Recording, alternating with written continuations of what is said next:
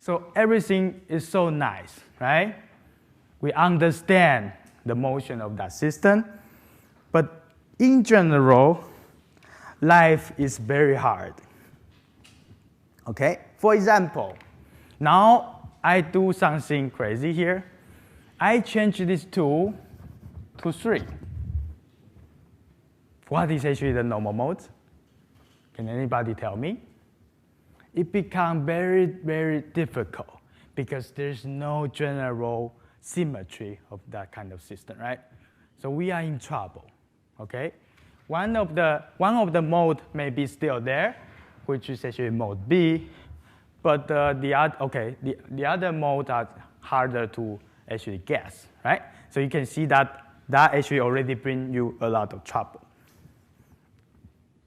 And you can see that I can now couple not just 2 objects, I can couple 3 objects, 4 objects, 5 objects, 10 objects. Maybe I will put that in your P set and see what happens. And you can see that this becomes very difficult to manage, right? So what I'm going to do in the rest of this lecture is to introduce you a method which you can follow in general to actually solve the equation and get the normal mode frequencies and normal modes. Okay, so we will take a 4-minute break, and we will come back at 12:20. So if you have any questions, let me know.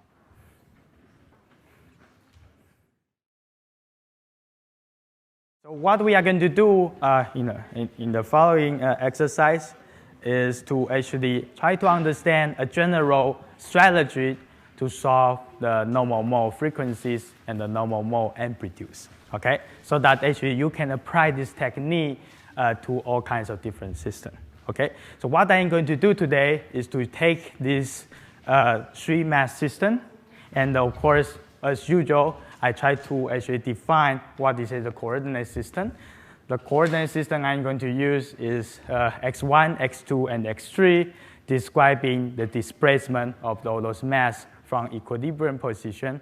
And the equilibrium means that there's no stretch on the spring. Okay, the spring is actually unstretched. It's actually at their own natural length L0. Okay, so once I define that, I can do a force diagram analysis.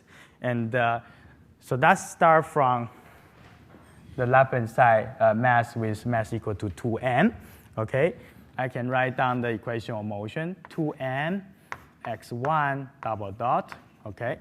And this is going to be equal to k x2 minus x1 plus k x3 minus x1, okay? So there are 2 spring forces, right, acting on this mass, the left-hand side mass. The first one is the upper spring. The second one is coming from the lower one, okay? And you can see that both of them are proportional to spring constant K and also proportional to the relative displacement. And you can see that the 2 relative displacement, which is actually the amount of stretch to the spring, okay? It's actually x2 minus x1 and x3 minus x1, okay? Am I going too fast? Okay, everybody is following. And you can actually check the sign, right? So you may not be sure. Maybe this is actually x1 minus x2, right? But you can check that, because if you increase x1, what is going to happen? This term will become more negative, right? More negative in this coordinate system is pointing to the left-hand side. So that makes sense, right? Because if I move this mass to the right-hand side, then I am compressing the springs, right? Therefore, they are pushing it back. Therefore, this is actually the correct sign, x2 minus x1, okay? The same thing also apply to the second spring force, okay? So that's actually a way I double check if I make a mistake, okay? All right. Now, this is actually the first equation of motion. Then I can now also work on a second mass. Now I focus on mass number 2. The displacement is x2. Therefore, the left-hand side of Newton's law is mx2 double dot, okay? And that is actually equal to the spring force, right? The spring force, there's only one force acting, one spring force actually acting on the mass. Therefore, what I'm going to get is k x1 minus x2. Okay, everybody is following? Okay, you can actually check the sign carefully also. And finally, I have the third mass, very similar to the mass number 2. I can write down the equation of motion, which is actually k x1 minus x3, right?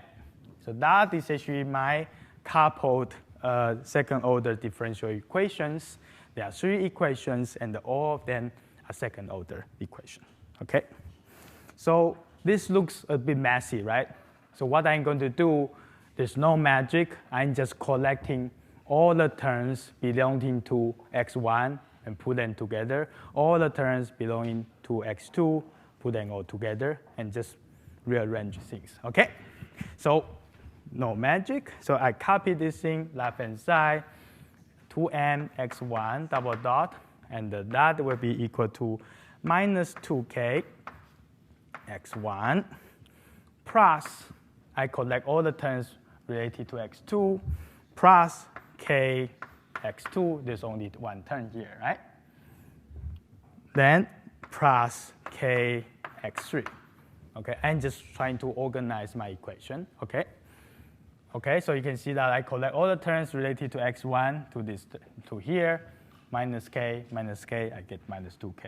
And the plus k for the x2, plus k for the x3. And I can also do that for mx2 double dot. That will be equal to k x1 minus k x2 plus 0 x3, just for completeness, okay? I can also do the same thing for the third mass, nx3 double dot. This is equal to k x1 plus 0 x2, right? There's no dependence on x2, right? Because x1 and x3 and x2 are not talking to each other directly, right? Finally, I have the third term, which is minus k x3. Okay, so now our job is actually to solve those coupled equations, okay? Of course, you have the freedom, if you know how to solve it yourself, you can already go ahead and solve it. But what I'm going to do here is to introduce a technique which can be useful for you and make it easier to follow. It's a fixed procedure, okay? So what I can do is the following. I can write everything in the form of matrix. How many of you heard the matrix for the first time? 1, 2, okay, 3, 4, okay, only 4, right? But if you are not very familiar with matrix, let me know, and I can help you, let the TA know. And also, there's a section in the textbooks which I actually posted in the announcement, which is actually very helpful to understand the matrix. But sorry to this for students, we are going to use that, and maybe you already learned how it works from here. Okay? So one trick which we will use in this class is to convert everything into matrix format. Okay? So what I'm going to do is to write everything in terms of n, capital X, capital N, capital X, double dot, equal to minus capital K, capital X. Capital M, capital X, and capital K, those are all matrix, okay? Because I write this thing really carefully, therefore we can already immediately identify what will be M, capital M, and capital X, and the K, okay? So I can write down immediately N will be equal to 2M, 0, 0, 0, and 0, 0, 0, and. Right? Because there's only one, in each line you only have one term, right? x1 double dot, x2 double dot, x3 double dot, okay? And okay, also you can write down what would be the x. This is actually a vector. X will be equal to x1, x2, x3. Okay? Finally, you have the k. How do I read off k? Okay?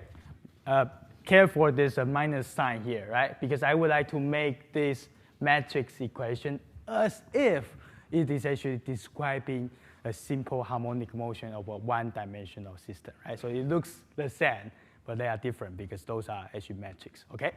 But therefore, I have, in my convention, I have this minus sign there, okay? Therefore, when you read off the k, you have to be careful, okay? So what is actually k? K is actually equal to 2k, right? You have the minus 2k here in front of x1, but because I have the minus sign there, therefore this one is actually taken out, okay? So you have 2k there, okay? Then you have minus k, okay? Minus k, k, 0, minus k, plus k, 0, right? And finally, you can also finish the last row. You get minus k, 0, k. Right? K become minus k become k. Okay? So we have read off all those metrics successfully, right? So you may ask, what do they mean, right? What do they get the meaning, right? M, K, X, what are those? Okay. M, the capital M matrix, tells you the mass distribution inside the system. So that's the meaning of this matrix, okay? X is actually a vector, which actually tells you the position of individual components in the system, okay? Finally, what is K? K is telling you how each component in the system talk to the other components, okay? So K is actually telling you the communication inside the system, okay? So now we understand a bit what is going on. And as usual, I will go to the complex notation.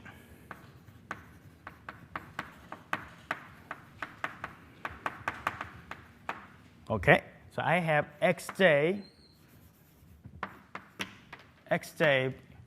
the small xj are the position of the mass, right? x1, x2, and x3. Xj will be a real part of small zj. Okay, small xj equal to a real part of zj. Okay, therefore, I can now write everything in terms of matrix again. So now I can write the solution to be z. The capital Z is a matrix, okay? Exponential I omega t plus phi. This is the solution I have. A1, A2, and A3. Those are the amplitude A of the first mass, amplitude of the second mass, amplitude of the third mass, okay? In their normal mode, right?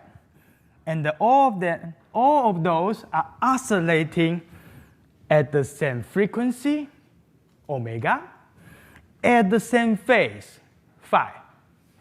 Does that actually tell you something which we actually learned before? Oh, that's the definition of the normal mode. I'm using the definition of the normal mode.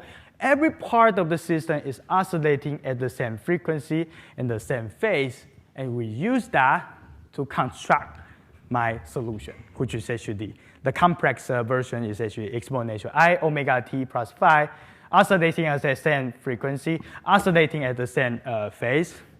And those are the amplitude, which I will solve it later. Okay? Any questions? And I hope I am not going too fast. Okay? If everybody can follow, now I can go ahead and solve the equation in the matrix format. Okay? So now I go to the complex notation, right? So the equation nx equal to minus kx, nx double dot equal to minus kx become nz double dot equal to minus kz. Right? And also I can immediately get z double dot will be equal to minus omega square z, right? Because each time I actually do a differentiation, I actually get an I omega out of the exponential function, right? And I cannot kill that exponential function, so it's still there, right? Therefore, I get minus omega square in front of z. I hope that doesn't surprise you, okay? So that's very nice and very good news. That means I can actually replace this double prime with minus omega square z.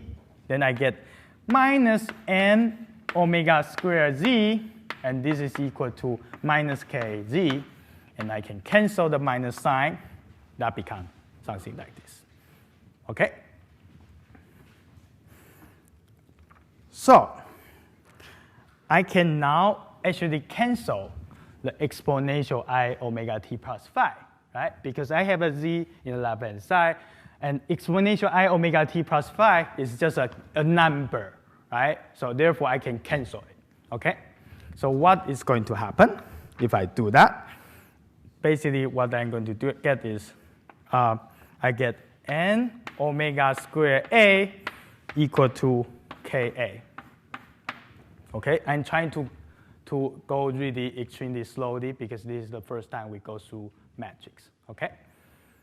So now you have this expression. Left-hand side is a matrix n times some constant omega square.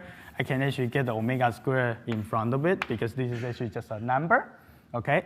A is actually a vector, which is A1, A2, and 3. Okay. Also a matrix. K is actually how the individual component talk to each other, right? So that's there times A. Okay. Now I would like to move everything to the right-hand side, all the matrix in front of A to the right-hand side. Then I multiply both sides by n minus 1. Okay, so I multiply n minus 1 to the whole equation. Okay, n minus 1, what is actually the n minus 1 is actually the definition is that the inverse of n is called n minus 1. n minus 1 times n is equal to I, which is actually 1, 1, 1.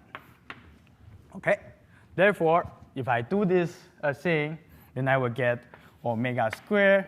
N minus 1 times n become I, right? Becomes this unit matrix A, and this is equal to n minus 1k A. Okay? And to be careful, I multiply n minus 1, the inverse of m, from the left-hand side. Okay? That matters. Okay? So now I can actually move everything to the same side. Okay, actually I move the left-hand side, turn to the right-hand side. Therefore, I get n minus 1k minus omega squared I. Okay, this is actually, those are all matrix. Okay, times A, this is equal to 0.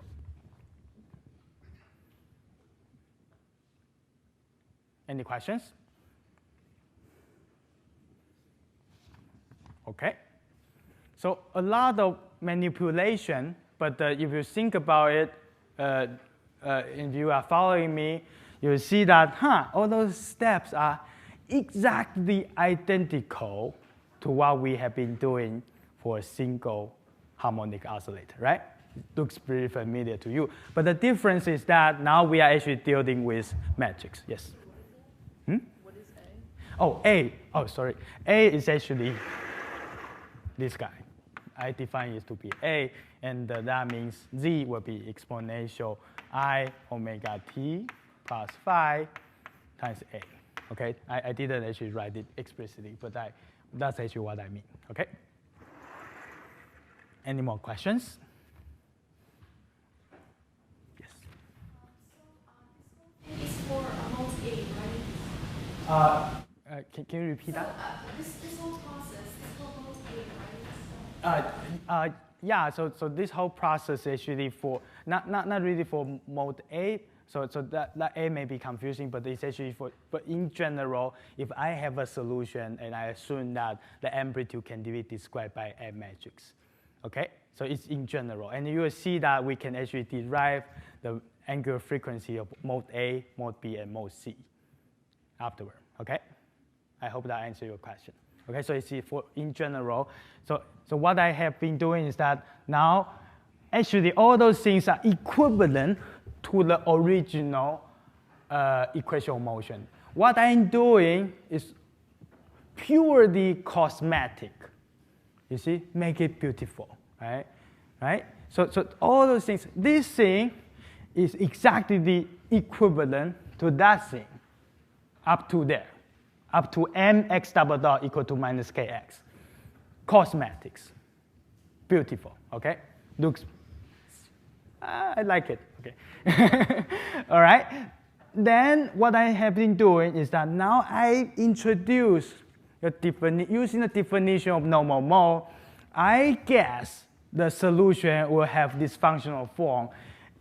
Z equals to exponential I omega t plus phi. Everybody oscillating at the same frequency, the same phase. Frequency omega, phase phi. But everybody can have different amplitude, right? You can see from this example of normal modes. You see? They can have different amplitude, right? Okay? The amplitude is what? I don't know yet, but we will figure that out, okay? Then that's my assumption, the definition of normal mode. Then I plug in to the equation of motion. Then this is actually what we are doing to simplify the equation of motion, okay? There's no magic here, okay? If I plug in the definition of normal mode to that equation, this is actually going to bring you to this equation, okay? Matrix equation. Okay?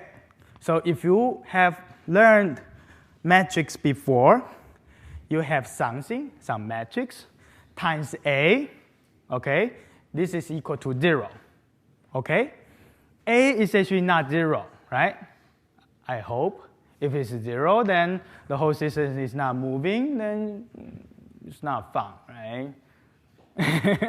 Okay, so if A is not 0, then this thing should be, this thing times A should make this equation equal to 0, right? So what is actually the required condition?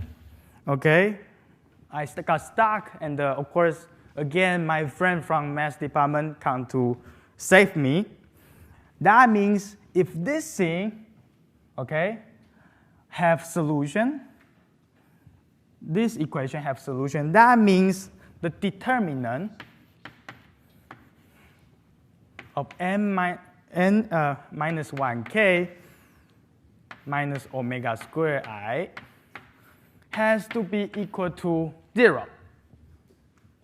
Okay, so that is actually the condition for this equation to satisfy this to be equal to 0. Okay, and just to make sure that I don't know what is actually the angular frequency omega yet, I don't know what is actually phi yet. Okay, actually we can actually solve the angular frequency omega. Okay, so now what we actually turn everything around, and basically now using this normal mode definition and some mathematical manipulation, the condition we need for this equation to satisfy equal to 0 is determinant n minus 1k minus omega squared I. Okay, I can write down n minus 1k minus omega square I explicitly, okay, just to help you with mathematics. N minus 1k is actually equal to 1 over 2n, 0, 0, 0, 1 over 2n, 0, 0, 0, 1 over n. It's just the inverse matrix of the n matrix. Okay?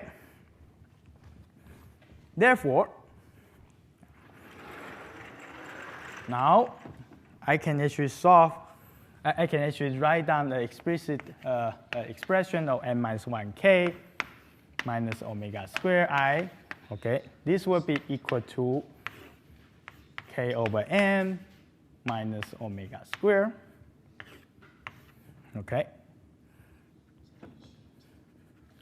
minus k over 2m minus k over 2m minus k over n, k over n minus omega square, 0. I will write down all the elements first, then I will explain you how I actually arrive the expression.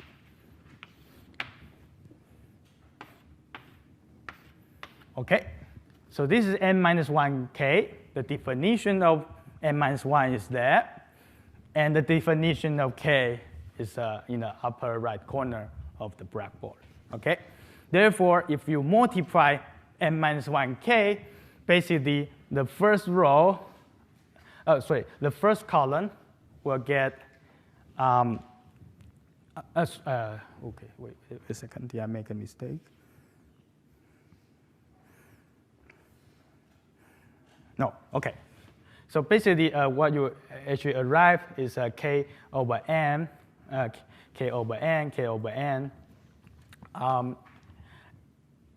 and also the minus k over 2n for the rest of the part of the matrix. And the minus omega square I actually will give you the diagonal component. Okay? Yes? Why do you have to take the determinant and set it equal to 0 instead of just setting that equal to 0? That is actually, this is actually matrix, right? So this is a matrix. So a matrix times A will be equal to 0. The general condition for that to be satisfied is actually more general. It's actually the determinant of this matrix equal to 0. Okay? Because this is actually multiplied by some vector A. Okay? Okay, so I think there are mathematical manipulation. Basically, you just collect the term and then calculate the n minus 1k first, and the minus omega square I will give you all the off diagonal term have a minus omega square there. Okay, and that is actually the matrix. And of course, I can actually calculate the determinant. So if I calculate the determinant, then basically I get this times that, right? So basically what you get is k over n minus omega square times k over n minus omega square times k over n minus omega square, right? So these are all diagonal term. And the minus 1 over 2 k square over n square, k square over n square, k over n, sorry, minus omega square. Okay, so that is actually this off diagonal term. This times that. Okay, you give you the second term, and the third one which survive because of those zeros, right? Many terms are actually equal to 0, and the third time which actually is not 0 is again minus 1 over 2 k square over n square, k over n minus omega square, and this is actually equal to 0 because the determinant of this matrix is equal to 0. Okay? Everybody following? A little bit of math because have been doing something very challenging and solving a three-dimensional, actually a 3x3 matrix problem in front of you, right? So the math can get a bit complicated, but next time I think we are going to go through a second order 2x2 matrix, and I think that will be slightly easier. But the general approach is the same, okay? So basically, you calculate n minus 1k minus omega squared, then you get what is actually inside, all the content inside this matrix. Then you will calculate the determinant, okay? And basically, you can solve this equation, right? Now I can actually define omega 0 squared to be k over m, and I can actually make this expression much simpler.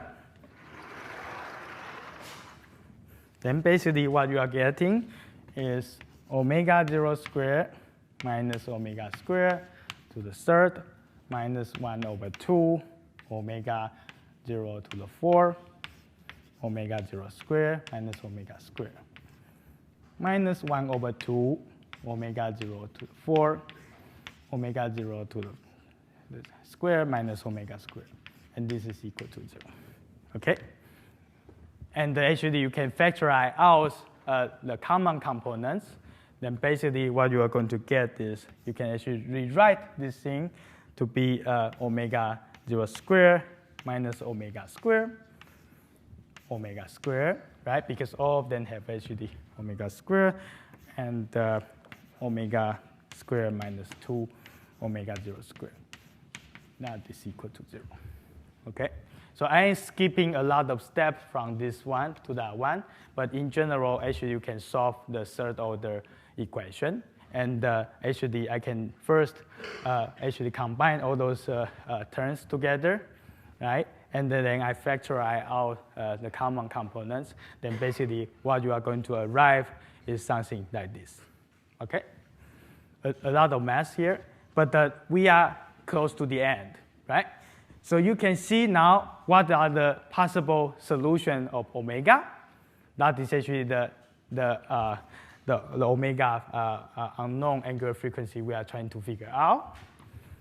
You can see that there are three possible omegas can make this equation equal to 0, right? The first one is omega equal to omega 0.